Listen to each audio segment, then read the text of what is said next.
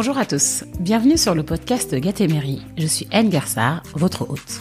Ce podcast veut porter un autre regard sur le sens que l'on donne à la réussite. Parce qu'au fond, qu'est-ce que réussir ? À quel moment on peut se dire que l'on a réussi notre vie ?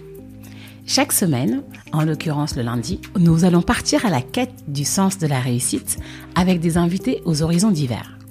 Ils sont cadres supérieurs, entrepreneurs, sportifs ou encore artistes, mais ce qui les réunit, c'est qu'ils semblent avoir trouvé leur vocation. Pendant environ 1 heure, nous allons entrer dans leur univers pour découvrir l'envers du décor de leur parcours, notamment leurs questionnements, leurs doutes et leur processus de décision qui leur ont permis de redonner plus de sens à leur travail. Mon objectif est que vous tiriez le maximum d'enseignements de ces échanges pour vous en inspirer et ainsi vous rapprocher de votre propre réussite. Si ce podcast vous plaît, la meilleure façon de me donner un coup de main est de mettre une note 5 étoiles sur Apple Podcast, mais aussi d'en parler autour de vous. Que ce soit à vos amis, vos collègues, sur les réseaux sociaux, bref, vous êtes mes meilleurs ambassadeurs et ça me donnera un gros coup de boost. Vous l'aurez compris, dans ce podcast, on explore beaucoup de thématiques et de territoires. Aujourd'hui, je vous emmène en Afrique. On va parler private equity et éducation avec mon invité du jour, Cyril Konchou. Diplômé de Sciences Po Paris, Cyril commence sa carrière dans le conseil en suivant le flow, comme il le dit. Les événements en Afrique du Sud, notamment la libération de Nelson Mandela dans les années 90, lui mettent la puce à l'oreille et il a une idée en tête, aller faire de la finance en Afrique. Et pour ça, il part faire un MBA à Harvard et rejoint la banque d'affaires Merrill Lynch. Quelques années plus tard, Cyril est piqué par le virus de l'entrepreneuriat et lance un fonds d'investissement Enco Capital avec son frère. Et en 2013, il se met à l'éducation avec Enco Education qu'il cofonde avec Éric Pignot. J'ai voulu rencontrer Cyril car, d'abord je m'intéresse beaucoup à l'éducation, mais aussi parce que Cyril a su se frayer un chemin dans un contexte qui le prédestinait à rester dans les clous. Avec Cyril, on a parlé de l'importance de bien s'entourer, de sa tendance quand il était plus jeune à suivre le mouvement sans trop se poser de questions, de l'importance d'écouter son intuition et de suivre sa vocation. J'ai beaucoup appris de mon échange avec Cyril, qui retrace son parcours avec beaucoup d'humilité et de lucidité. Mais je ne vous en dis pas plus et vous laisse écouter ma conversation avec Cyril Konchou. Bonjour Cyril. Oui, bonjour Ger. Merci beaucoup d'avoir accepté l'invitation. Je suis ravie de vous recevoir sur Gatémerie. Écoute, c'est plaisir et pour moi. Alors, je vais commencer par le commencement. Vous êtes né au Cameroun, à Douala. Ah non, à Yaoundé. Ah non, et je revendique. Pardon. Je suis né à Yaoundé. Désolé. Non, pas du tout. Écoutez, y a pas de souci. C'est une ville, c'est la ville de mon enfance. Hein. J'ai vécu à Yaoundé jusqu'à l'âge de 13 ans, donc j'ai gardé de super souvenirs. C'est une ville qui est très sympathique. Hein. Chaque fois que je vais à Kigali, ça me rappelle Yaoundé, mais en mieux. Voilà. Ah super, Kigali, ouais, au Rwanda. Parce qu'on a le même climat, on a les collines, mais malheureusement on n'a pas la même vision, le même leadership. Et donc malheureusement, voilà, ça donne pas les mêmes résultats, quoi. Mais ça pourrait être Kigali, quoi. Je ne suis allée qu'à Douala, donc c'est certainement pour ça que je confonds. Ah, absolument. Yaoundé est à 800 mètres d'altitude, donc effectivement il y a un climat qui est vraiment très très acceptable, qui est bien meilleur qu'à Douala. Puis la ville est très vallonnée, il y a de beaux paysages. Donc vraiment, j'ai gardé de très bons souvenirs d'enfance. Et en tant qu'enfant, vous aviez quel type de caractère ? Oh, je pense qu'en tant qu'enfant, j'étais un garçon moyen, hein, comme tous les garçons. J'aimais beaucoup m'amuser. J'ai beaucoup de souvenirs de la vie un peu à l'extérieur, parce que les parents nous laissaient, jouer avec les voisins. Donc, passer les journées chez les uns, chez les autres. On était assez près finalement de la nature. Hein. On avait un grand jardin, on avait un manguier. Je me souviens du manguier à l'époque où les mangues étaient mûres. Je me souviens, en tant que petit garçon, la chasse au margouillat. Il y a quelques petits souvenirs comme ça qui me reviennent, quoi. Donc oui, je pense que j'étais un garçon comme tous les garçons, quoi, en Afrique. Bon, d'une famille moyenne. Hein. Mes 2 parents sont plutôt. Mon père est un haut fonctionnaire, mais bon, il était dans l'administration pendant longtemps, dans l'enseignement puis dans l'administration. Et ma mère, elle a été dans l'enseignement toute sa vie, quoi. Donc voilà, c'était pas. Je pense pas qu'on était vraiment dans la classe, dans l'élite. Hein. On était des privilégiés, mais pas. Je dirais, on était les 2 parents fonctionnaires, quoi. Dans une Afrique, dans les années 80, où les choses étaient encore, allaient encore, les années 70 en fait du coup, puisque j'ai quitté le Cameroun exactement en 1981. Donc c'est plutôt les années 70 dont j'ai le souvenir, quoi. Et effectivement, c'était une période où il faisait bon vivre, relativement, en tout cas en tant que jeune garçon. Et vous aviez une idée de ce que vous vouliez faire à l'époque? Honnêtement, j'avais pas. C'est très très tard, et même, je dirais, après les études universitaires, j'ai mis du temps en fait à me faire une idée de ce que j'avais envie de faire. Alors bon, bien entendu, j'ai été un peu inspiré à faire Sciences Po par le fait que mon père à l'époque avait été nommé à l'ambassade du Cameroun, donc à Paris. D'accord. Et donc je me suis dit tiens, ça peut être intéressant, les relations internationales, la diplomatie. Donc je suis allé à Sciences Po, mais finalement à Sciences Po, j'ai décidé plus que de faire relations internationales, j'ai décidé plutôt de faire économie et finance. Parce qu'en fait, mon frère aîné, lui qui a 2 ans, enfin il a 4 ans de plus que moi, lui il avait commencé à travailler, il travaillait dans une banque. Je me suis dit tiens, c'est intéressant la finance, l'économie. Je me suis dit je suis peut-être plus économiste que diplomate, donc voilà, ou fonctionnaire international. Donc j'ai décidé plutôt de m'orienter vers ça. Mais pour être franc, mon premier job, c'était chez Andersen Consulting, qui aujourd'hui s'appelle Accenture. Voilà, c'était pas du tout quelque chose qui était choisi, c'est parce que ça faisait bien de travailler chez Accenture à cette période-là. J'ai passé les entretiens, j'ai été admis, donc je me suis dit que ça fait bien. Donc j'avais tendance plutôt à suivre le flow, quoi. Donc j'y étais. Pas parce que je pensais que c'est ce qu'il y avait de bien pour moi, mais plus parce que ça faisait bien et que voilà, ça faisait bien de travailler chez Accenture. À l'époque, Accenture d'ailleurs s'appelait Andersen Consulting, ça faisait partie du grand cabinet Arthur Andersen, qui n'existe plus aujourd'hui. Et donc voilà, comme j'ai été admis, je me suis pas trop posé de questions. Oui, comme beaucoup de personnes, je pense. Comme beaucoup de personnes, c'est après cette expérience que je me suis vraiment posé la question de savoir ce que j'avais vraiment envie de faire. Et c'est à ce moment-là que j'ai décidé d'aller faire un MBA. Donc, quand je suis allé faire un MBA, je savais beaucoup plus ce que j'avais envie de faire, en d'autres termes. Donc, c'est pour répondre à votre question, c'est beaucoup plus tard que j'ai eu une conviction un peu plus forte sur ce que j'avais envie de faire. Très bien. Par rapport à ça, j'ai 2 questions. D'abord, quel a été le déclic pour que vous décidiez de quitter le conseil? Parce que c'était pas très commun de se décider de faire un MBA après 5 ans d'expérience, non? Qu'est-ce qui a motivé ce choix? Alors, qu'est-ce qui m'a poussé à faire ça? Je pense qu'il y a plusieurs choses. Le MBA, pour être franc, c'est l'inspiration des amis aînés de mon frère qui avait fait MIT, qui travaillait dans la banque, qui était un peu notre rôle modèle. Il avait fait HEC, après il a fait MIT, il travaillait dans la banque à Londres, donc ça faisait bien faire un MBA. Donc je me suis dit, tiens, le MBA, c'est peut-être quelque chose que je pourrais considérer. Mais en fait, ce qui m'a vraiment amené à faire le MBA, c'est que après 4-5 ans de consulting, je me suis rendu compte que bon, d'une part, c'était pas pour moi. J'avais pas forcément envie de continuer à faire du consulting toute ma vie, parce que pour être franc, après 4 ou 5 ans, j'avais l'impression de n'avoir rien appris, quoi. Parce que je passais d'une mission à l'autre, et donc ce qui est quand même assez particulier dans le conseil, c'est que vous faites beaucoup de choses. Je pense que c'est une super formation, mais à la fin, vous avez l'impression d'être spécialiste en rien. Donc c'était un peu le problème. Donc je me disais, mais finalement, j'ai fait tout ça. Ok, j'ai fait beaucoup de missions dans la finance, plutôt pour des banques, des sociétés d'assurance. Mais honnêtement, je suis pas un spécialiste de la finance. D'accord. Donc, j'avais vraiment un problème de vocation, en me disant, mais finalement, qu'est-ce que j'ai envie de faire? Donc, c'est vrai que beaucoup de mes missions, même chez Andersen, étaient plutôt dans le secteur financier, de façon générale. C'était aussi bien des missions de stratégie que des missions d'implémentation, même des missions de système d'information, puisque vous savez, le cabinet Andersen et Accenture aujourd'hui fait beaucoup d'implémentation, de mise en place de systèmes. Donc ça a été une assez bonne expérience de ce point de vue-là. Ça m'a permis de me frotter pour la première fois à un environnement un peu professionnel, de me rendre compte des limites aussi du plafond invisible, parce que en tant qu'Africain, on se rend bien compte que c'est beaucoup plus compliqué. Il faut travailler 3 fois plus que les autres pour avoir les mêmes résultats. Oui, bien sûr. Donc toutes ces petites frustrations que tous on expérimente un peu dans les premières années de sa vie professionnelle quand on est africain ou qu'on vient du continent et qu'on est en France ou ailleurs. Je ne pense pas que ce soit spécifique à la France. Je les ai connus comme tout le monde. Donc ça m'a amené vraiment à me poser des questions. Et puis vraiment, ce qui m'a amené finalement à faire le MBA, c'est 2 choses. De manière générale, au cours des années 2000, il se passe quelque chose qui me ramène à l'Afrique. Parce que moi, je suis parti de l'Afrique à 13 ans. J'ai très peu d'amis. Ma femme me dit toujours, mais ouais, on compte sur le bout de doigts les amis que je connais d'Afrique. J'entends. J'ai beaucoup d'amis africains, mais j'ai pas beaucoup d'amis que je connais de l'école. Et ça, c'est toujours mon drame. Parce que, effectivement, je suis parti, j'avais 11 ans, donc c'est un âge où on n'a pas encore forgé des relations qui sont fortes, et on se souvient pas, et puis je suis pas souvent rentré au Cameroun, donc ça a été une coupure importante. Donc c'est vrai que aujourd'hui, je les compte sur les bouts des doigts. Donc, ce qui m'a vraiment ramené à l'Afrique, c'est ce qui se passait en Afrique du Sud. C'est la libération de Mandela. Je me suis dit, tiens, vraiment, je pense qu'il se passe des choses en Afrique peut-être je devrais plus m'y intéresser. Je pense qu'il y a une nouvelle ère qui s'ouvre pour l'Afrique.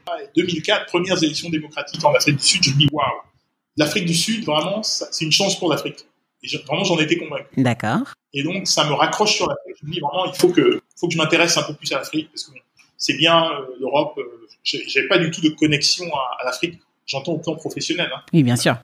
Et il se trouve que j'avais aussi un ami qui travaillait dans la finance et qui faisait un peu plus d'Afrique. Et les récits qu'il me faisait de ses expériences, etc., je me disais, tiens, ça peut être intéressant. Vraiment, il y a ces facteurs-là qui qui me raccrochent un peu à l'Afrique. Mais comme je dis, c'est plus la libération de Mandela, les nouvelles que je vois à la télévision, que vraiment des amitiés ou des attachements forts. Mes parents y sont, mais bon, tous mes frères et sœurs, progressivement, à mesure qu'ils passent le bac, sont revenus plutôt vers l'Europe. Donc, il y a personne à part mes parents là-bas. Donc, j'ai pas vraiment d'attache, je dirais, forte. Donc, l'attache, vraiment, elle vient plus à travers les nouvelles, quoi. À travers ce qui se passe. Elle est plus intellectuelle, je dirais. Et puis, la deuxième chose, c'est que je me dis, bon, finalement, honnêtement, le conseil, c'est pas pour moi. J'ai mon frère qui fait la finance, ça a l'air de bien marcher, ça a l'air d'être très sympa. J'ai envie de faire pareil, quoi. Donc, je me dis, voilà, je vais essayer de trouver quelque chose qui me permette de faire ce double shift, de migrer mes intérêts professionnels plus vers l'Afrique, d'une part, et d'autre part, et également de migrer plus vers la finance. Et c'est pour ça, le MBA, c'est parfait, quoi. Donc, je découvre le MBA et je me dis, mais c'est super. Pendant 2 ans, j'ai la possibilité, effectivement, ce que j'ai jamais fait, hein, parce que comme j'ai dit au départ, moi, je suis allé chez Andersen parce que j'étais admis quand j'ai fait les entretiens. Je pensais pas que ça allait passer, c'est passé, donc je me suis dit, ça fait bien. Tout le monde autour de moi me dit, c'est très bien. Donc je me dis, si les gens pensent que c'est très bien, donc ça doit être très bien pour moi. Alors que là, j'avais du recul. J'avais quand même 5 ans d'expérience. J'avais fait du consulting. Je savais ce que j'aimais, ce que je n'aimais pas. J'avais un peu cette mélancolie ou cet appel vers l'Afrique. J'avais également cet intérêt, je veux dire, pour la finance. Je me dis, tiens, voilà, le MBA, pourquoi pas essayer un MBA, parce que c'est vraiment ce que ça permet de faire. Et vraiment, je le dis à qui veut l'entendre, vraiment, ça, c'est une chose exceptionnelle que le MBA permet de faire. C'est vraiment prendre du recul. Après plusieurs années d'expérience, et ça permet de passer je dirais, d'ingénieur à économiste, de spécialiste du marketing à consultant, de banquier d'affaires à... Vraiment, ça permet de le faire. Et ça, vraiment, c'est exceptionnel. Ça permet de le faire dans de bonnes conditions.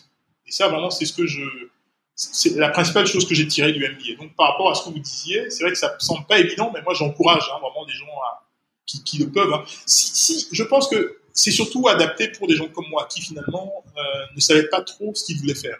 Je pense que si quelqu'un, dès le départ, sait quelle est sa vocation, honnêtement, il faut qu'il la suive. Il n'a pas besoin de faire un MBA. Ça, vraiment, je le dis avec le recul, je pense que c'est vrai.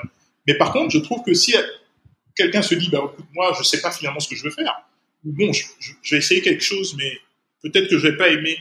Mais surtout, j'aimerais bien en savoir plus sur la variété des expériences professionnelles qui existent avant de choisir. Le MBA, c'est très bien, parce que vraiment, ça permet de faire. Ça permet de faire une transition complète et dans de bonnes conditions. On repart pas complètement à zéro et on vous donne le bénéfice du doute, quoi. Donc, je pense que vraiment pour ça a été très très bien. Et par rapport au MBA, vous l'avez fait parce que vous avez eu des blocages pour intégrer le secteur de la finance ou pas du tout? Oui, ça, c'est une bonne question. C'est vrai que je n'ai pas forcément... Par exemple, à un moment donné, je me suis dit, voilà, je suis niveau manager, je dirais, dans un cabinet de conseil qui est prestigieux. J'ai quand même un niveau de vie qui est correct et qui est décent. J'ai des perspectives qui sont bonnes, mais je n'ai aucune légitimité, aucune crédibilité pour demain aller, je ne sais pas moi, postuler auprès d'une banque d'affaires et dire je veux faire l'Afrique. J'ai jamais fait de l'Afrique. Je suis parti de l'Afrique à 13 ans. J'ai moins de légitimité même sur l'Afrique que beaucoup de gens qui ne sont pas d'origine du continent. Donc, pour être franc, c'était pas évident pour moi de pouvoir dire voilà, je vais simplement aller postuler pour une boîte sur le continent, quoi. Ok. Et puis, pour être franc, j'en savais pas grand-chose parce que comme c'était un peu dans une approche vraiment intellectuelle, hein, c'est par rapport à ce qui s'y passait que je me suis intéressé à l'Afrique par rapport au fait que voilà, il y avait ce mouvement en Afrique du Sud, c'était une opportunité. Donc c'est pas que voilà, j'y allais régulièrement et que je me disais bon, ça va me permettre d'être près de mes parents, c'était pas du tout, donc je suis pas du tout allé dans cette logique-là.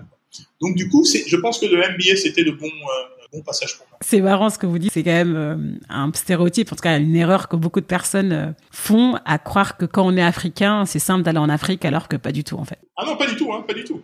Puis, comme vous savez, il y a plusieurs Afriques. Complètement, c'est une découverte culturelle comme tout nouveau territoire. Absolument. Donc après, vous intégrez le département Afrique de la banque d'affaires Merrill Lynch. Comment étaient vos débuts? Quelles ont été vos premières impressions quand vous êtes arrivé en banque? Bon, déjà, du coup, j'étais en cohérence par rapport à mes aspirations. Donc, dans les interviews, je me suis vraiment focalisé sur Afrique et banque. Donc, du coup, j'ai éliminé pas mal d'autres options. Et comme je dis, c'est vraiment la beauté du MBA, c'est que j'ai pu convaincre la banque Merrill Lynch qui venait de faire une acquisition en Afrique du Sud, de dire, écoutez, moi, j'ai envie de faire de l'analyse financière sur les autres marchés africains. D'accord. Ils ont accroché. J'ai fait un stage d'abord chez Merrill Lynch, qui était un stage généraliste, en rotation dans différents départements. Donc ça, c'était pendant l'été, puisque le MBA dure 2 ans. Donc vous avez la possibilité de faire un stage qui est très bien aussi. Parce Bien que sûr. ça permet vraiment d'avoir une exposition, de tester quelque chose avant de pouvoir vraiment vous lancer. Il faut le reconnaître. Donc ça m'a permis effectivement de convaincre la banque Merrill Lynch de faire un peu un job sur mesure. Donc je pense qu'ils m'aimaient bien, donc ils se sont dit, bon, nous on va l'accommoder, c'est pas grave, il veut faire ça. C'est pas forcément le centre de notre activité, mais bon, c'est pas grave. Et je pense qu'à l'époque, l'Afrique n'était pas du tout dans la cible. Même aujourd'hui, c'est pas en vogue. Dans une banque d'affaires, c'est pas le parcours d'excellence. Oui, c'est vrai. Je savais très bien, et pourquoi j'étais assez lucide là-dessus. En choisissant cette voie un peu étroite, bon, je n'avais pas resté indéfiniment, parce que clairement, j'ai eu d'autres collègues, camarades qui sont entrés chez Merrill Lynch en même temps que moi, et qui ont grimpé beaucoup plus vite parce que bon, ils étaient sur des filières qui étaient plus des filières d'excellence qui avaient le vent en poupe. Donc j'ai fait un choix délibéré. Mais c'était un choix, c'est-à-dire que vous saviez vers où vous vouliez tendre. Donc c'est important. Un choix, tout à fait, c'est un choix. Absolument, je savais vers où j'allais. J'avais envie de faire de la finance sur l'Afrique et j'avais envie comme en plus moi l'Afrique c'était un objet finalement qui m'était relativement étranger parce que j'étais parti depuis l'âge de 13 ans. Je me suis dit je vais pas forcément faire de grands sauts et me retrouver dans un environnement que je connais pas et dans un contexte que je connais pas. Donc, du coup, je préfère le faire au départ, aller de temps en temps, moi-même apprendre. J'avais pas été dans la plupart, j'avais été dans aucun d'autre pays qu'au Cameroun. Je connaissais pas l'Afrique. Je comprends. Donc, je me suis dit, ça me permet de mieux connaître avant de me lancer. Donc, c'est vraiment dans cette approche et dans cet état d'esprit que j'ai accepté donc prendre ce job et de m'intéresser aux bourses africaines. Ce que je comprends, c'est que vous étiez chez Merrill Lynch pour apprendre, mais quel était votre état d'esprit à l'époque? Est-ce que vous avez une idée claire de ce que vous vouliez faire ou ça s'est affiné avec le temps? Écoutez, je pense que très, très rapidement, je me suis aperçu que, honnêtement, au fond de moi-même, j'étais plus un entrepreneur que quelqu'un qui avait envie nécessairement d'avoir un parcours dans une grande boîte, un long parcours dans une grande boîte. Contrairement d'ailleurs à mon frère qui a passé même 20 ans en banque d'affaires et qui finalement... plus tard, a rejoint un peu ce parcours plus entrepreneurial. Moi, honnêtement, assez rapidement, je me suis rendu compte que j'étais plus quelqu'un qui a envie de faire les choses par moi-même. D'accord. Vous aviez quel âge? À l'époque, je sortais de business school, donc j'avais 30 ans. D'accord. Vraiment, je me disais, j'avais 30 ans, j'étais pas marié, j'avais pas d'obligation familiale forte, donc je me disais, s'il y a vraiment un moment où je peux encore tenter des choses, c'est maintenant.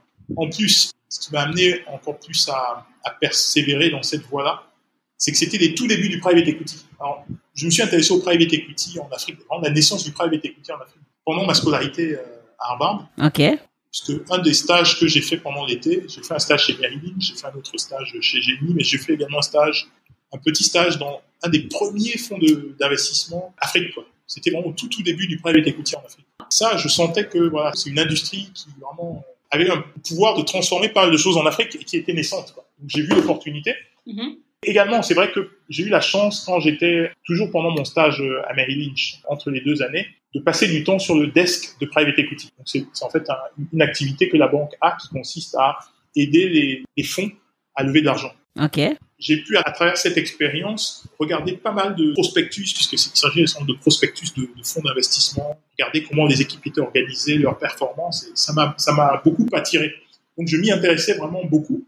Et donc, assez rapidement, je me suis dit, ça, c'est vraiment la prochaine opportunité pour moi. Dès que je peux, j'irai plutôt vers un fonds de private equity. Alors, ce qui s'est passé, c'est que, à un moment donné, j'ai eu l'opportunité, parce qu'il y avait ce nouveau fonds qui s'appelle aujourd'hui ECP, qui à l'époque s'appelait Emerging Market Partnership, qui venait d'être créé, fait une offre. Donc, j'avais posté d'aller là-bas et donc reprendre un emploi dans une structure un peu plus petite sur l'Afrique, dans le private equity, qui était ce que je voulais faire. Ok. Mais surtout, en parallèle, il y a un fonds qui, pareil, un autre petit fonds de private equity qui s'appelle Modern Africa, avec qui j'ai développé une bonne relation et à qui j'ai vendu, alors c'était peut-être pour resituer les choses dans le contexte, la première bulle Internet, parce que c'est vrai que pour beaucoup de gens qui ont connu que la deuxième bulle oublient que dans les années 2000, fin des années 2000, il y a eu une première bulle Internet. Tout à fait. Donc, c'était la première bulle Internet, donc tout le monde, c'était très sexy de faire de l'Internet, d'aller, la plupart de mes camarades de classe quittaient des jobs, des emplois bien établis pour aller bosser pour des petites startups Internet. Donc, ça faisait bien. C'était un contexte. C'est important de resituer ce contexte. Hein, parce que ça fait bizarre de dire je quitte Merrill Lynch pour aller bosser pour une startup, une petite structure Internet. Oui, c'était bien. À l'époque, ça faisait bien. Donc, bien sûr. Quand vous faisiez ça, les gens applaudissaient en se disant ouais, c'est super. C'est vraiment il est vraiment dans l'air du temps. Donc c'est vrai que c'est peut-être aussi un trait de caractère. C'est vrai que j'ai un peu eu tendance à suivre le feu aussi. Mm-hmm. Et donc j'aurais vendu l'idée de créer une plateforme, une espèce d'e-trade et de Bloomberg sur l'Afrique. Donc une plateforme en ligne qui allait permettre l'accès à l'information et l'accès aux données financières sur les bourses africaines. Puisque bon, j'avais passé quand même pas mal de temps à Merrill Lynch à travailler sur les bourses africaines. Donc j'étais devenu de fait un spécialiste entre guillemets des bourses africaines. Donc je me suis dit, si je peux combiner ça avec une nouvelle tendance qui est l'Internet, et que en plus c'est dans l'air du temps, donc ça m'a permis de lever des fonds, voilà, pourquoi pas me lancer. Donc je me suis lancé là-dedans. J'aurais vendu donc l'idée de créer un e-trade sur l'Afrique, c'est la création de Liquid Africa. Et donc c'est dans ce contexte que j'ai démissionné de Merrill, et je suis devenu entrepreneur du jour au lendemain, et j'avais le choix entre soit rester à Londres, soit aller m'installer en Afrique. Je me suis dit, honnêtement, je reste à Londres, je suis maintenant entrepreneur, c'est moi-même qui me paye un salaire. Ce que je fais, ma plateforme, elle travaille essentiellement sur l'Afrique. Donc, vraiment, je suis indifférent. Et en fait, il s'était passé un événement en 98 qui m'a beaucoup marqué, c'est qu'il y avait la première conférence annuelle de l'université d'Harvard, conférence des anciens élèves, qui se tenait au Cap. Donc, ça se tenait au Cap exactement au mois de janvier. Ok. Je quitte donc Londres, où vous imaginez, c'est en plein hiver, il fait gris, etc. Et j'arrive pour la première fois, je débarque pour la première fois dans la ville du Cap, où c'est l'été austral, tout est beau, la ville est magnifique, et je me dis, mais ça, c'est un pays où je pourrais vivre. C'est clair, Cape Town, c'est une des plus belles villes du monde. En plus, ça reconnectait avec une thèse historique, pour moi, qui était ce sentiment que voilà, l'Afrique du Sud allait changer la face de l'Afrique. Et donc, j'y vais, et je me dis, mais vraiment, je pourrais y vivre. Et donc, quand je rentre à Londres, je demande à me faire transférer au bureau pour Merrill, au bureau de l'Afrique du Sud, puisque Merrill Lynch avait acquis donc une structure en Afrique du Sud. C'est d'ailleurs ce qui les a amenés à m'embaucher, parce que moi, j'aurais dit, moi, je peux regarder ce qui se passe sur le reste de l'Afrique, quoi. Donc, j'avais pu obtenir mon transfert sur l'Afrique du Sud, parce que j'étais vraiment séduit par ce pays. Et je me suis dit que c'est un pays où je pourrais vivre. Donc, du coup, quand j'ai eu l'opportunité pour moi-même de mobiliser des fonds pour lancer Liquid Africa, donc c'est comme ça que je me suis retrouvé en Afrique du Sud. Génial. Donc là, vous passez du salariat à l'entrepreneuriat. Et souvent, on nous vend ces entrepreneurs qui claquent la porte du jour au lendemain. Vous, quelle idée vous faisiez de l'entrepreneuriat ? Alors ça, c'est très intéressant ce que vous dites, parce que moi, je me suis toujours dit, ok, je suis un entrepreneur, mais je vais pas jouer le même jeu que les autres, au sens où je suis pas aussi street smart que les entrepreneurs qui sont partis de rien du tout. J'ai la chance ou la malchance d'avoir eu des diplômes, je peux aller travailler dans une boîte établie, etc. Donc, je vais jouer mon jeu et pas celui des autres. Moi, j'étais très clair dès le début. Le premier élément, c'était de dire, moi, j'ai la capacité, j'ai la crédibilité pour lever de l'argent. J'ai quand même levé de l'equity, j'ai quand même levé 2 millions de dollars d'equity. Donc, je suis pas parti avec rien du tout, quoi. Donc ça, c'était quand même quelque chose qui me distinguait fondamentalement des autres entrepreneurs, mais c'était conscient. J'étais convaincu que voilà, je connais aussi mes limites. Je pense être la fibre entrepreneuriale, et je pense pas être aussi bon que les meilleurs des entrepreneurs qui sont partis de rien, parce que honnêtement, eux, je les salue tous les jours, parce que vous êtes tout de même modeste, Non, c'est vrai, il faut être honnête. Moi, là-dessus, je les côtoie, parce que bon, ça fait maintenant plus de 20 ans que je suis entrepreneur. Tous les jours, vraiment, j'ai beaucoup d'admiration pour les gens qui sont partis de zéro, parce que nous, quand même, on a des diplômes, on a la crédibilité. Je posais la question car souvent, on a ce mythe de l'entrepreneur qui s'est créé from scratch, et c'est pas forcément la majorité des cas, en fait. Alors, malheureusement, en Afrique, la majorité reste ça, pour être franc. Ah oui, c'est vrai, pardon. C'est vrai, vous avez tout à fait raison. Mais je pense, et ça, c'est peut-être le conseil que je peux donner aussi à tous les gens comme vous, qui ont fait de bonnes écoles, etc., c'est ne jouez pas le jeu des autres. Enfin, jouez votre jeu à vous. Vous avez la crédibilité, vous avez une crédibilité qui est instantanée. Vous avez un backup. Si vous tentez et ça se passe mal, vous prenez un job demain. Donc, vous avez tout ça. Honnêtement, vous avez une chance qui est terrible. Donc, vraiment, n'hésitez pas à prendre du risque. Et moi, vraiment, je pousse les gens comme moi, comme vous, à prendre des risques, parce que je trouve qu'honnêtement, ils ont un downside. Quand je vois au quotidien la majorité des entrepreneurs africains beaucoup sont partis de zéro, je me dis, mais attendez les gars, vraiment vous devriez prendre des risques. C'est vous qui devez prendre des risques. Complètement en phase.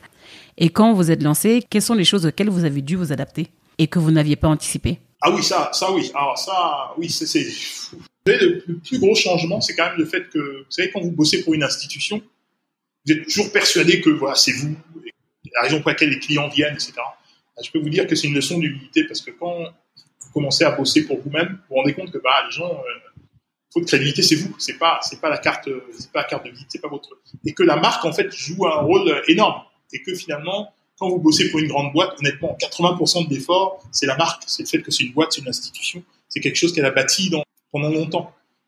Vous, quand vous travaillez pour votre compte, c'est vous votre légitimité, votre crédibilité. Il y a rien. Le fait que vous ayez mettiez votre nom sur la carte, ça ne vaut que parce que vous êtes capable de démontrer, de convaincre. Donc ça c'est vraiment le plus gros choc, je veux dire.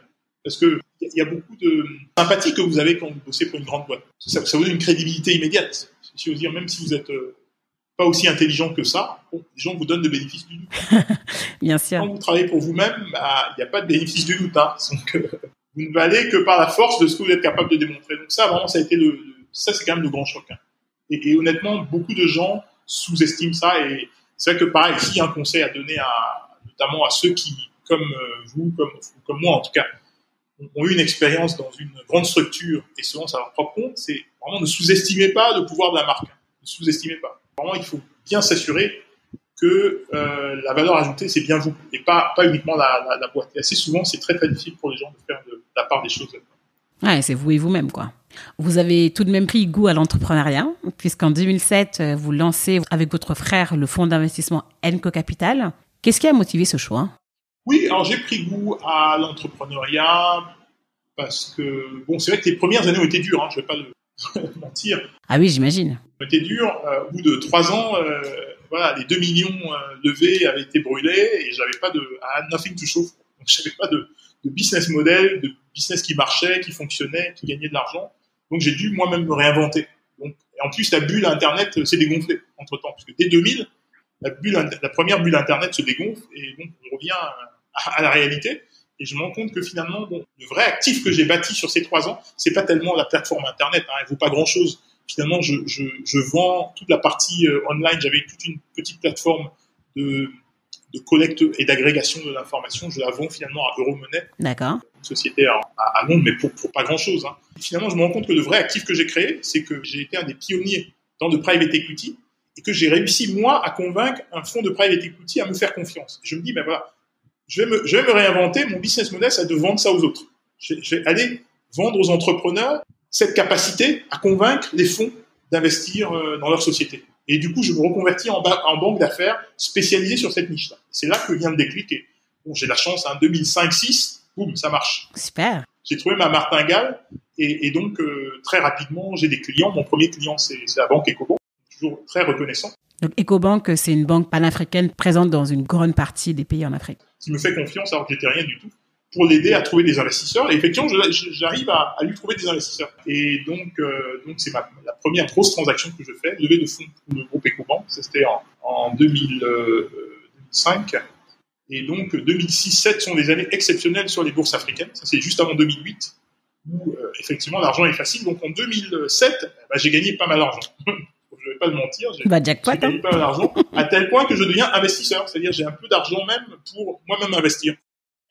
Donc, du coup, j'y prends goût. Donc, je pars d'un métier de base qui est un métier plus de conseil à, effectivement, pas un métier d'investisseur, mais je prends goût à investir parce que je trouve que j'ai un peu de cash. Donc, j'investis, quoi. Donc, je fais des coups.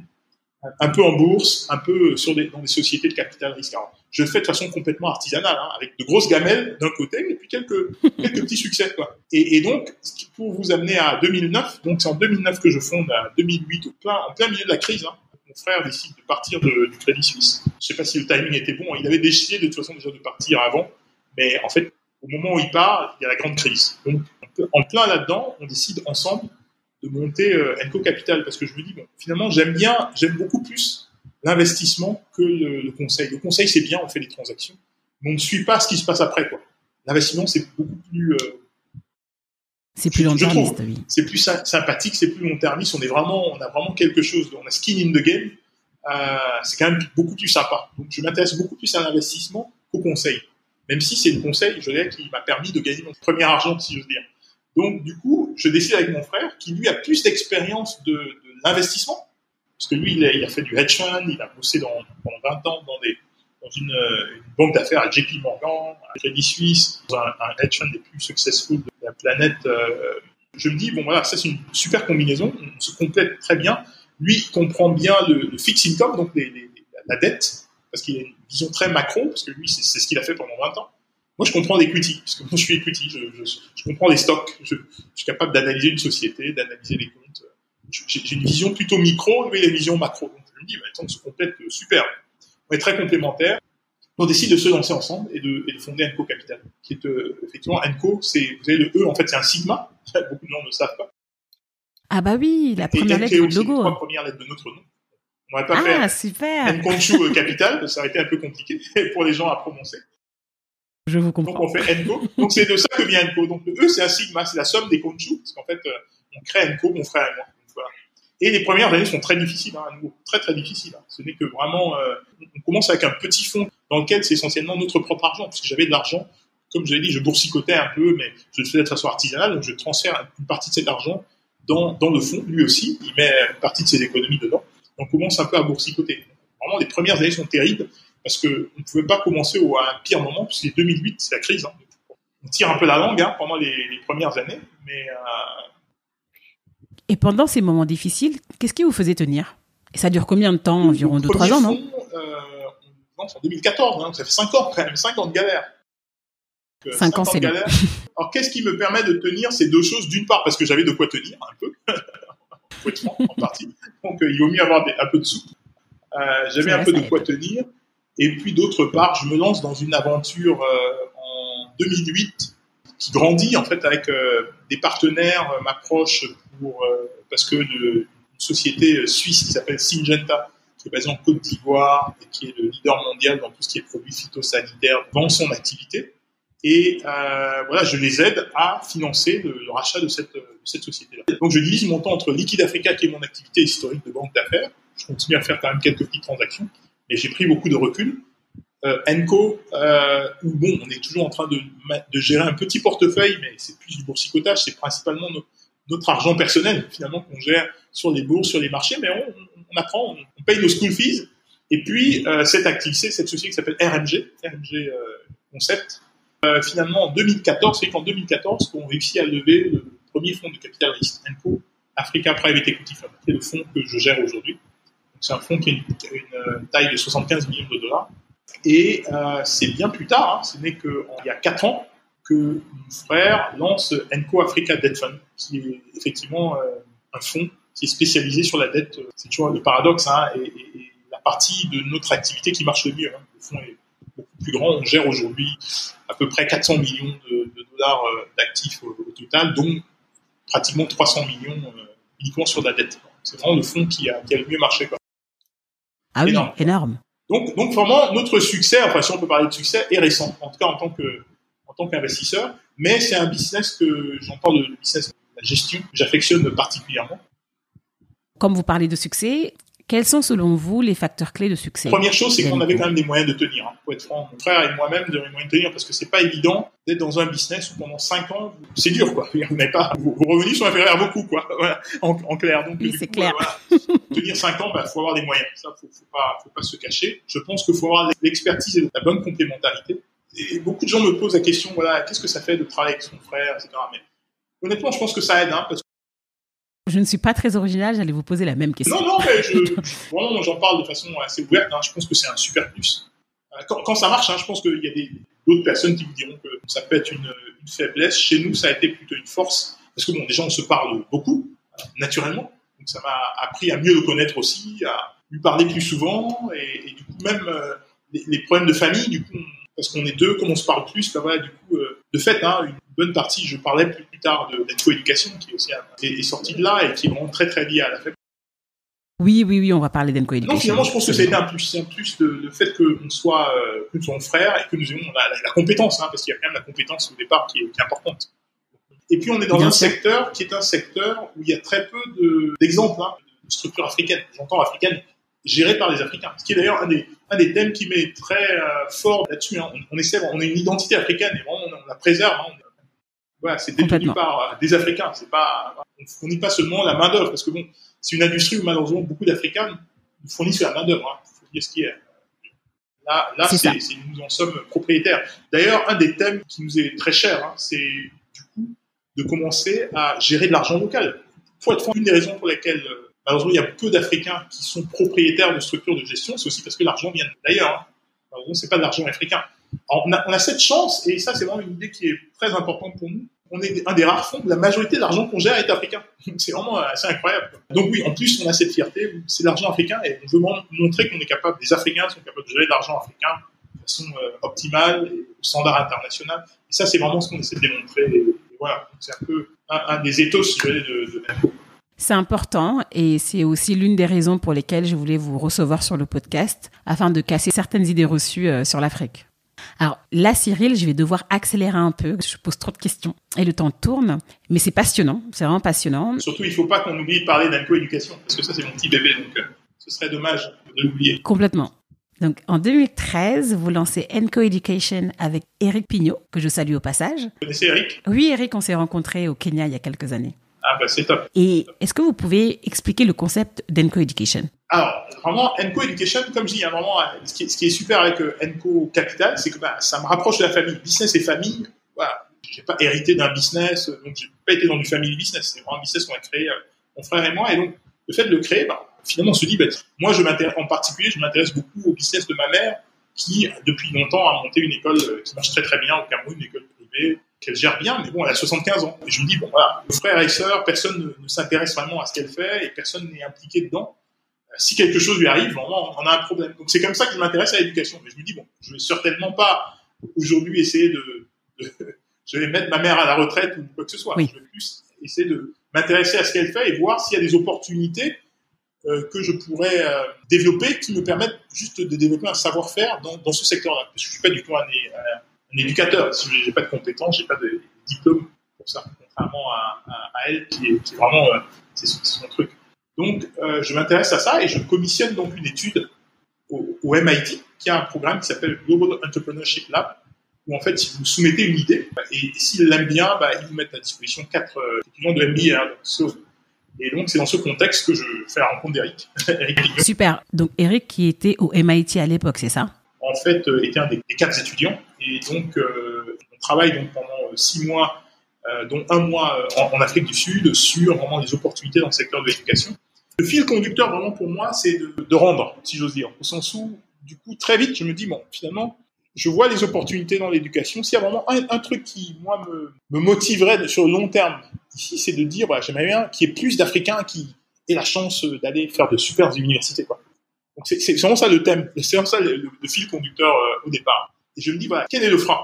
Et donc, c'est comme ça que vraiment on arrive à finalement à une coéducation. Quel est le frein ? Je me dis, c'est simple, pour être admis dans une bonne université, on regarde votre diplôme de bac.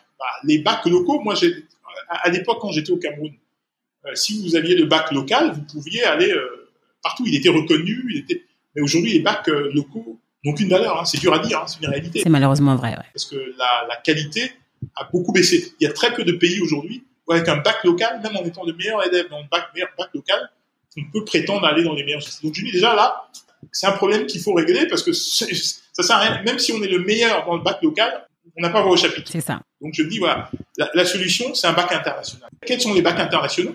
Il y a le bac français, il y a le système américain, il y a le système anglais, etc.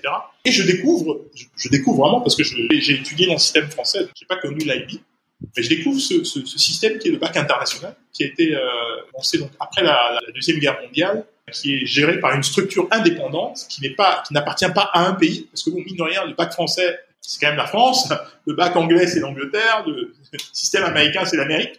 Donc, je trouve cet objet qui, finalement, je me dis, mais c'est les Nations Unies, quoi. C'est un programme d'excellence, c'est les Nations Unies. Mais c'est ça qu'il me faut. Moi non plus, je ne connaissais pas. Pour être honnête, j'ai découvert ça avec Enco. Tout à fait. Et je me dis, écoute, voilà, c'est ça qu'il me faut. On décide de s'aligner sur ce curriculum-là. Et on a un pot terrible parce qu'en fait, c'est un curriculum qui est très peu connu en Afrique. En Afrique, c'est surtout les écoles américaines qui l'offrent quand elles l'offrent.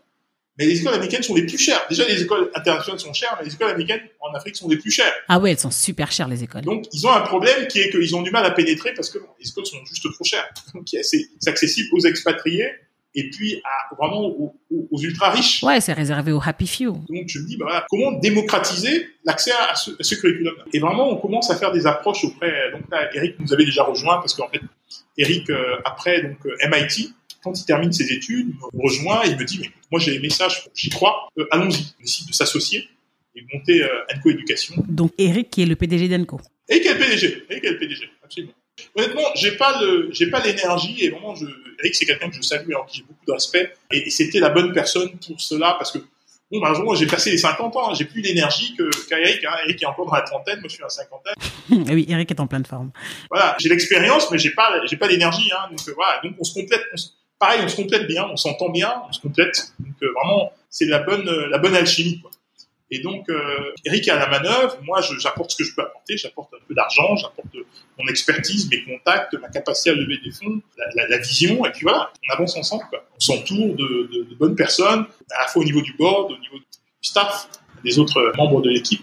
Et donc, on décide de lancer une coéducation. Et donc, vraiment, comme je disais, l'idée, c'était vraiment de rendre accessible ce programme. Alors, moi, je connais le concept, mais est-ce que vous pouvez l'expliquer aux auditeurs afin qu'ils comprennent mieux la démarche? Le concept est simple, hein, c'est les écoles secondaires, puisque, en fait, vous voyez, ici, vous suivez vraiment le fil de mon idée. Moi, je dis, je veux augmenter le nombre d'Africains qui vont dans des bonnes universités. Je veux leur donner l'opportunité dans des super universités. J'ai eu la chance, moi, d'y aller.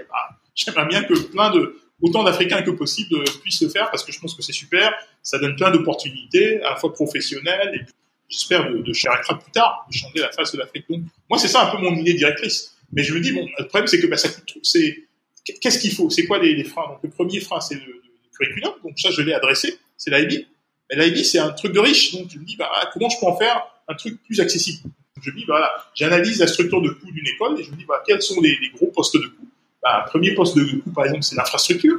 Si vous voulez avoir les infrastructures d'une école américaine vous savez, l'école américaine, anecdotiquement, à Johannesburg, ils ont même un cours de golf. Ils ont un 8 trous. Donc, j'adore. Clairement, oui, si j'ai une école où il y a un 8 trous, forcément, je suis obligé de payer au moins 20 000 ou 30 000 $, parce que surtout si c'est privé, pour avoir mon retour sur investissement, il va falloir que je fasse ça. C'est clair. Je me dis, bon, ok, moi, je vais être plus modéré sur l'infrastructure. Première chose, c'est que je vais pas acheter, je vais louer. Ok. Ça change tout, parce qu'en fait, si vous achetez ou si vous construisez, si vous voulez construire, vous faites le planning, vous faites de la construction, et tout ça, c'est de l'argent qui est... Oui, ce sont des coûts, en fait. C'est des coûts, quoi. C'est des coûts, et ça, vous n'avez toujours aucun élève, hein. Donc, au bout de 2 ou 3 ans, quand vous avez construit l'élève, vous commencez à avoir vos premiers élèves. Donc, forcément, pour pouvoir amortir votre investissement, les frais devront être élevés. Moi, ce que je fais, c'est que je loue. Je n'achète pas. Je loue, et c'est peut-être pas pratique au départ. Typiquement, quand je commence une école à 50 élèves, j'arrive à trouver des infrastructures qui sont pas parfaites, mais qui sont OK, dans lesquelles je commence. À mesure que je grandis, je transfère vers des infrastructures plus grandes, et à terme, je construis je construis pas, je fais construire et je loue des infrastructures plus appropriées. C'est ça mon modèle. C'est très malin. Ça, c'est au niveau des infrastructures. Et le deuxième levier, c'est au niveau des coûts. Au niveau des coûts, c'est simple, hein. L'école américaine, comme elle facture aussi cher, grosso modo, tous les profs sont des expatriés. Aussi bien le prof principal, qui probablement a besoin d'être un expatrié, parce que, comprenez, dans un pays où il n'y a pas du tout un curriculum, il serait difficile d'avoir des locaux qui connaissent pas le curriculum, qui, je dirais, montent une école, ou qui gèrent une école, qui opère sur ce curriculum. Donc, on est obligé d'avoir au moins quelqu'un qui vient de l'extérieur. Bien sûr. Le curriculum n'existe pas dans le pays. Donc, de ce point de vue, on opère un peu sur le même mode qu'eux, c'est-à-dire le head of school, le proviseur, est généralement un expatrié. Mais par contre, au niveau des autres profs, je me dis, je suis persuadé qu'il y a de bons profs en Afrique. J'ai pas besoin d'importer des profs étrangers, donc je me dis, je vais m'organiser pour être capable d'identifier les bons professeurs et surtout les former, parce que ils sont peut-être bons, mais ils sont pas encore formés à ce nouveau curriculum. J'ai consacré un budget, un investissement important à les former. On a vraiment un nombre d'heures minimum qu'on consacre chaque année à former nos profs pour qu'ils arrivent à se mettre à niveau par rapport à ce curriculum. Je joue sur ces deux leviers. Et puis, le troisième levier, c'est l'effet de taille. C'est que je me dis, si j'ai 15 écoles, parce que je dis toujours, ma mère, elle doit être bonne CEO, CFO, CMO, elle doit être bonne à tout. Mais dans la vie, moi, mon expérience du business, c'est qu'on peut pas être bon à tout. Oui, c'est ça, il faut savoir s'entourer. Donc, du coup, je suis sûr que si je prends quelqu'un qui est un bon CEO, un Eric qui est un bon CEO, un bon CFO, une bonne personne qui s'occupe du marketing, une bonne personne qui s'occupe de l'académique, mais que j'ai beaucoup d'écoles, ces personnes-là vont pouvoir apporter leur savoir-faire sur plusieurs écoles et ça aura du sens économiquement. Et c'est un peu ce qu'on fait. Donc, on a une plateforme centrale, on a donc une équipe centrale de gens qui ont des expertises techniques Donc, ils font bénéficier toutes les écoles qui sont dans le réseau, sachant que chaque école, c'est un peu comme une PME. Donc, chaque école a un head of school, 2-3 admins, et puis plein de profs. Okay. Et donc, ça nous permet de rendre accessible, puisque du coup, on arrive à $3 000, on arrive à faire de l'IB, là où l'école américaine le fait à 20 000. Donc, du coup, à 3 000, il y a plus de gens qui peuvent se permettre de payer 3 000 pour donner les meilleures chances à leurs enfants que 20 000. Voilà, ça rend plus accessible et donc ça donne plus d'opportunités aux élèves d'accéder aux bonnes universités. Et donc, on a surtout ouvert des écoles secondaires pour démarrer parce que on s'est dit que c'était le meilleur moyen assez rapidement de pouvoir montrer notre proposition de valeur. Parce que vous imaginez bien, si on commençait par les écoles primaires, c'est au bout de 12 ou 15 ans qu'on aurait nos premiers élèves qui iraient à l'université. Donc, on l'a fait de façon délibérée. Et ça nous a permis, au bout de 3 ans, on a envoyé un premier Camerounais à Yale. Oui, c'est top. Donc vraiment, on a pu montrer que ça marche, quoi. Bien sûr. Fort de ce succès, on a pu faire venir d'autres investisseurs. Aujourd'hui, ENCO, c'est un groupe qui a 15 écoles, on est dans 9 pays, enfin 11 villes différentes en Afrique. On a 500 employés, plus de 3000 élèves. Donc vraiment, c'est un gros succès et vraiment, on espère que ça va continuer. Génial. Et vous l'aviez dit en début de conversation, on suit souvent une voie royale sans trop se poser de questions. Ce que j'aime dans le concept d'ENCO, c'est que vous vous souciez vraiment de leur envie dès le plus jeune âge. Oui, alors, le troisième pilier, donc j'ai parlé des 3 piliers. Le premier pilier, comme je dis, c'est le curriculum international, parce que ça permet de comparer de façon directe un bon élève au Sénégal avec un élève à New York. Donc, on regarde ses notes, on est capable de dire, voilà, il est aussi bon que l'autre. Deuxième pilier, accessibilité, parce que c'est sûr qu'il faut que ce soit accessible. Donc, c'est pas tout le monde qui peut mettre $20 000 par an de frais de scolarité. Donc, le fait qu'on arrive à compresser les coûts et à $3 000 arriver à faire de l'IB, ça élargit le pool de l'univers de gens qui peuvent suivre ce curriculum. Et enfin, le troisième levier, c'est en écho à ce que vous dites, c'est l'accompagnement. Je dirais, et ça c'est un conseil que je donne maintenant aux parents en disant, honnêtement, c'est la règle des tiers. Grosso modo, c'est 1/3 des capacités intellectuelles de l'élève, 1/3 de l'accompagnement, parce que l'accompagnement est presque aussi important que les capacités intrinsèques de l'élève. Complètement. Après, 1/3, c'est aussi les moyens financiers, parce que c'est sûr que si vous n'avez pas de moyens financiers, ça réduit les opportunités que vous avez. Mais j'ai 2/3, 1/3, c'est vraiment les capacités intrinsèques de l'élève, et 1/3, c'est purement l'accompagnement, parce que de trouver la bonne formule, la bonne université en fonction des capacités intellectuelles de l'élève, ses préférences, parce qu'il aspire à quelque chose. C'est sûr. Certains veulent être médecin, il veut être architecte, etc., à ses goûts. Et puis, aux moyens des parents, parce que les parents ont des moyens limités, donc c'est l'enseignement international coûte cher. Ouais. Il faut être capable de trouver l'optimum par rapport à ces 3 données-là. Et honnêtement, si vous le faites bien, vous avez fait une bonne partie du chemin. C'est vraiment très, très important, cet aspect accompagnement dans les choix d'orientation. Donc ça, c'est vraiment le 3e pilier de notre stratégie. Très clair. Et j'ai une question, parce que vous le savez mieux que moi, quand on parle d'éducation en Afrique, on pense souvent à l'associatif. Pour quelles raisons vous avez opté pour le modèle économique? Le problème du not-for-profit, c'est que vous ne pouvez avancer que en fonction de votre capacité à lever de l'argent. Oui. Donc du coup, c'est un facteur qui vous limite de fait, quoi. Or, l'argent, c'est pas un problème. Moi, je pense, j'ai pas de problème à être controversé là-dessus, parce que beaucoup de gens pensent que l'école, c'est un bien public. Je pense que l'école, c'est un bien public, mais le problème, c'est que en Afrique, on a trop de jeunes et l'État n'a pas les moyens. Donc, ouais, complètement. 75% de la population a moins de 25 ans, donc. Malheureusement, ça devient. Il faut que le privé s'immisce, il faut que le privé aide, accompagne le public. Je pense qu'on peut pas laisser tout le soin d'éduquer aux États africains parce qu'ils n'ont juste pas les moyens. Parce que quand on regarde en fait en pourcentage, beaucoup de gens vous diront oui, mais en fait en Afrique on n'investit pas assez dans l'éducation. En fait, si on regarde en pourcentage du PIB, on est à peu près à part avec les pays européens développés. Ouais, à part égale, environ 20% du budget, je pense. Ouais, c'est ça. C'est juste qu'on a plus de gens, donc il y a trop de jeunes. Ouais, mathématiquement, ça marche pas, quoi. Donc voilà, c'est pas qu'on sous-investit, c'est que juste qu'il y a trop de jeunes, donc on peut pas. Et il y a d'autres priorités, il y a quand même la santé, il y a la sécurité, Moi, je blâme pas les États africains, et honnêtement, j'ai eu beaucoup d'humilité avec ça, en comprenant un peu les dilemmes un peu éthiques que les États doivent faire face. Je suis d'accord, on ne met jamais assez dans l'éducation. Mais une fois que vous avez dit ça, il faut quand même assurer la sécurité, payer les fonctionnaires. Il y a plein de choses que l'État doit faire. Donc l'État peut pas tout faire. Le secteur privé, bien que je comprends, pour un pays qui est riche, qui a les moyens, l'éducation doit être un bien public. Si un État en a les moyens, oui, je crois à ce modèle-là. Moi, j'étais dans le modèle français, qui est un modèle où, essentiellement, c'est l'État qui organise et finance et supporte le coût gros de l'éducation, en tout cas en K12, c'est-à-dire primaire et secondaire. Et malheureusement, en Afrique, c'est un modèle qui marche pas. On peut dire les choses telles qu'elles sont. Je n'y crois pas. J'y crois pas et je pense que le privé a son rôle et je pense que le privé doit travailler avec le public et je pense que le fait qu'il y a un privé qui s'améliore, ça va aussi tirer, je pense, améliorer même la qualité du public. Donc je pense que vraiment, pour moi, il n'y a pas de doute là-dessus que c'est la démarche à suivre et vraiment tous ceux qui me disent oui, mais c'est scandaleux, vous faites de l'éducation privée, C'est peut-être vrai en Europe, ceux qui ont les moyens, je pense qu'en Afrique, ça l'est pas. Donc vraiment, j'ai aucun état d'âme par rapport à ça, par rapport au fait qu'on est privé, et on veut être privé, on veut gagner de l'argent. Et ça signifie pas que j'ai pas de conscience du fait que c'est quand même injuste que quelqu'un qui est méritant ne puisse pas accéder.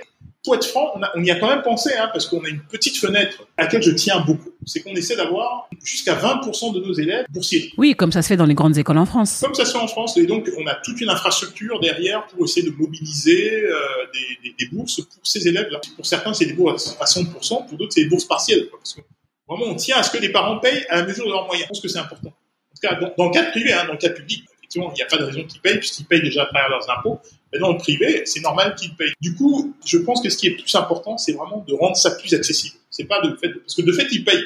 Si vous avez une éducation publique qui est trop mauvaise qualité parce que les États n'ont pas les moyens, de fait, vous payez, parce que les parents qui ont les moyens, les mettent dans des écoles privées. Donc, ce qui est important, c'est d'avoir une éducation de qualité, mais accessible. Et vraiment, c'est ça notre positionnement. Si on le fait bien, on a la possibilité d'avoir un impact qui est beaucoup plus important. On a des objectifs assez ambitieux. Là, on est en train d'amorcer une dernière phase importante de notre croissance. On est en train de faire une levée de fonds. Et on a l'ambition, en fait, d'arriver à 20 000 élèves en 6-7 ans et 60 écoles. Donc, j'en ai à 15 écoles et environ 3 000 élèves. On va passer à peu près à 60 et 20 000 élèves. Et donc, ça nous permettra, chaque année, je dirais, d'avoir facilement 3 000 bacheliers. Donc, vraiment, on peut commencer à avoir un impact qui est conséquent. 3 000 bacheliers IB, donc vraiment un diplôme reconnu. En tout cas, avec l'équipe de choc que vous avez, je n'ai aucun doute de votre succès. Et ce que vous dites aussi est très important, c'est-à-dire que le fait qu'un modèle fonctionne dans un territoire ou une culture donnée ne la rend pas universelle en fait. Et c'est pour ça que j'insiste beaucoup dans ce podcast sur l'ouverture d'esprit, la curiosité, et surtout le fait de challenger nos modes de pensée. Tout à fait. Alors là, Cyril, je vais passer aux questions usuelles du podcast que j'appelle le Tamis de Gatémerie, qui sont une série de questions que je pose à la fin de l'interview. Il y a un livre qui vous a particulièrement marqué et que vous aimeriez partager. Toujours dans la continuité de mon parcours sud-africain, Long Walk to Freedom de Nelson Mandela. J'ai bien aimé particulièrement ces passages. Et c'est intéressant d'ailleurs de lire dedans ces passages sur l'éducation. Oui. Et vraiment, c'est quelqu'un c'est intéressant parce qu'il a passé tellement de temps en prison. C'est incroyable la lucidité qu'il a par rapport au fait que tout ça, finalement, c'est un problème d'éducation. Tous les problèmes de l'Afrique du Sud. Et finalement, ça résume un peu assez bien sa thèse sur le fait que tout ça, c'est finalement l'éducation. Moi, c'est un livre qui m'a beaucoup marqué. Il dit, l'éducation, c'est le most powerful weapon that you can use to transform a society, quelque chose comme ça. L'éducation est l'arme la plus puissante pour changer le monde. Et est-ce que vous avez des principes d'organisation, des to-do list, une appli?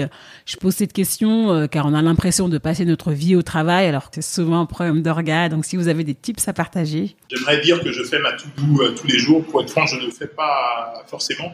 En fait, ma to-do, c'est paradoxal. J'ai fait, la nuit. Il y a un moment le matin, je dors pas beaucoup. D'accord. J'ai un moment là, peut-être vers, 4h ou 5h du matin, je suis très très lucide, Et vraiment, je planifie. Et donc, j'ai ma to-do dans la tête. Donc, ça, c'est un peu mon truc personnel. Il est pas facile à répliquer, si j'ose dire, mais voilà, c'est clair. C'est mon meilleur moment pour penser être très lucide. C'est le moment où je prends les meilleures décisions. Et vos idées, vous les notez quelque part? Après, le lendemain, c'est assez clair. Les choses qui sont vraiment importantes, c'est assez clair dans ma tête parce que c'est vraiment une période de mon sommeil qui dure peut-être, ça dure bien 30 minutes à 1 heure. Ah oui, quand même. Je suis très, très lucide. D'accord. Je comprends très bien les problèmes et c'est bizarre, c'est pas du rêve, parce que le rêve, ça vient après moi. Mes rêves, c'est plus vers 6 heures, un peu avant que je me lève. Donc, j'ai cette période où je suis très lucide et où je fais ma to-do dans la tête. Et généralement, le matin, donc, je sais assez bien quelles sont les priorités, les trucs importants. Et surtout, j'ai des breakthroughs, généralement, pendant ce moment de sommeil-là. Intéressant. Ok. Et êtes-vous de l'école qui s'accorde des pauses ou celle qui bosse tout le temps? Écoute, si je demande à ma fille, elle va me dire que je suis plutôt de l'école qui travaille trop. J'ai ma réponse. Pas plus tard qu'aujourd'hui, elle me disait, mais tu prends jamais de vacances. C'est vrai que j'aime bien ce que je fais. C'est vrai que je fais beaucoup de choses à la fois.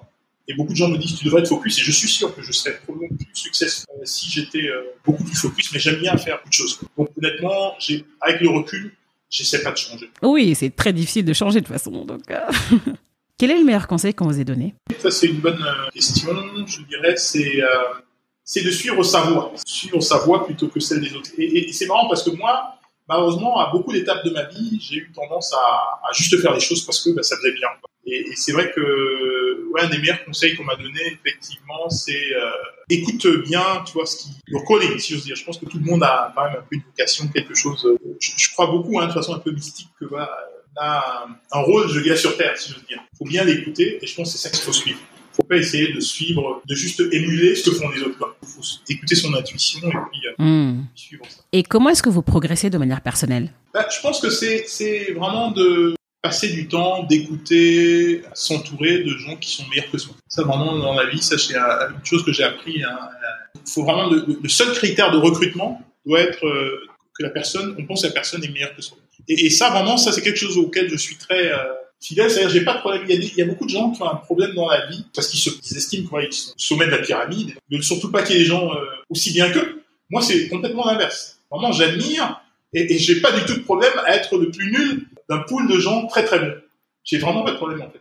Et ça, je trouve que ça me grandit parce que je trouve qu'on apprend beaucoup de gens qui sont mieux que soi. Et comme dit l'adage, on est la moyenne des 5 personnes que nous fréquentons. Hein. Absolument. Ouais, si vous prenez plus bas, ça vous tire. Ah oui, ça nous tire vers le bas, c'est clair. Ça, je suis tout à fait d'accord avec ça. Qu'est-ce que la réussite pour vous? Alors, la réussite pour moi, c'est vraiment finalement répondre à ce calling, à vraiment suivre ce pourquoi. Je pense que si on écoute bien, à un moment donné, on voit bien quel est le rôle qu'on a été amené à faire sur Terre. Et tous, on a quelque chose qu'on fait bien, ou un don et je pense que c'est vraiment de répondre à ça. Je pense que pour moi, c'est ça la vraie réussite, quoi. Parce que tous, vraiment, moi, je suis toujours impressionné et je vois ça même chez les gens qui sont c'est pas des gens qui ont réussi au sens pas des signes extérieurs, quoi. Mais on voit bien qu'ils ont un don, il y a quelque chose qu'ils savent bien faire, quoi. Oui, quelque chose qui fait sens. Ouais, qui fait sens pour eux, quoi. Et vraiment, c'est d'appuyer là-dessus et de vraiment essayer de capitaliser au maximum là-dessus. Pour moi, c'est vraiment ça la réussite. Et est-ce que vous avez quelque chose à ajouter, quelque chose dont on n'a pas parlé et que vous aimeriez partager? Je pense que c'est un super exercice, hein. Moi-même, j'ai été amené à parler de plein de choses, y compris des choses auxquelles j'avais pas pensé. Oui, c'est le but, j'aime bien la spontanéité. Non, je trouve que c'est un super, en tout cas, je vous encourage dans cette démarche. Merci, c'est très gentil. Et si les auditeurs veulent vous suivre, où est-ce qu'ils peuvent le faire? Ouais, LinkedIn, normalement, il n'y a pas de souci, je réponds assez facilement sur LinkedIn. Ok, super. Merci beaucoup, Cyril. C'était passionnant. Super, merci, c'était un plaisir. Le plaisir est clairement partagé. Allez, à bientôt. Hein. À bientôt. Merci pour votre écoute. J'espère que cet épisode vous a plu. Vous trouverez toutes les références dont on a parlé sur les notes de l'épisode. Et si vous voulez continuer à nourrir votre curiosité, en plus de ce rendez-vous hebdomadaire, je vous invite à nous suivre sur les réseaux sociaux, Instagram et LinkedIn de préférence, avec le pseudo @gatemery.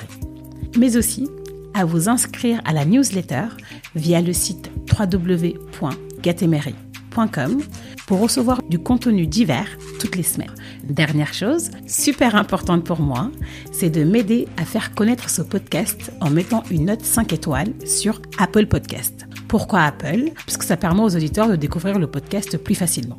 Si vous n'avez pas iTunes, pas de problème. Partagez le podcast à 2-3 amis. Peut-être que ça pourra les aider et vous me soutiendrez par la même occasion. N'oubliez pas de vous abonner à votre plateforme d'écoute préférée pour ne pas rater les prochains épisodes. Portez-vous bien et je vous dis à la semaine prochaine.